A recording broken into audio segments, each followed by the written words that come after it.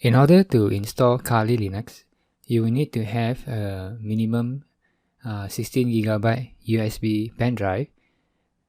Second, you need to download a program called Rufus, which you can download from this link. Number 3, you need Kali Linux ISO image, which is downloadable from this link here. And number 4, you will need to have an empty laptop or desktop PC for you to install Kali Linux. Number 5, you need to have a compatible USB Wi-Fi adapter that can support monitor mode. In addition to that, your laptop should also have a built-in Wi-Fi adapter. So you need to have at least 2 Wi-Fi adapters, one built-in and one external USB Wi-Fi adapter. So to get started, go to this website rufus.ie and download this program, Rufus. Just click on the download link that is suitable for your computer, and then head over to official Kali Linux downloads webpage to download the ISO image, either 32 or 64-bit, whatever is suitable for your computer.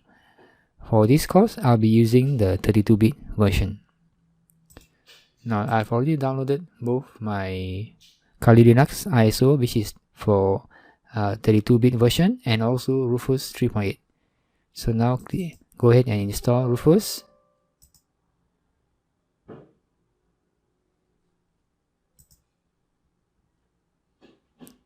And it is done. So next we want to install the Kali Linux on the USB pen drive. So plug in your 16 GB USB pen drive and select it from here, and then here select the ISO image, which is Kali Linux ISO, which you just downloaded. And then over here it is ready to be installed on the USB pen drive. So over here select the ready button, format option, nothing to change, leave it at the default, and then click start.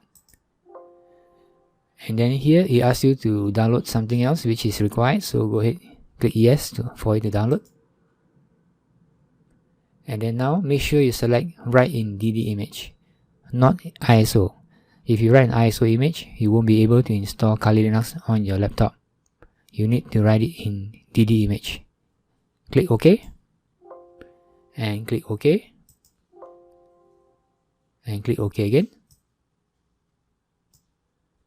So now it will delete all the partitions on your pen drive and overwrite it with the ISO image of the Kali Linux. So this will take some time. I'll just pause the video. Now that it has completed, you can just click close and remove the pen drive by ejecting it from here.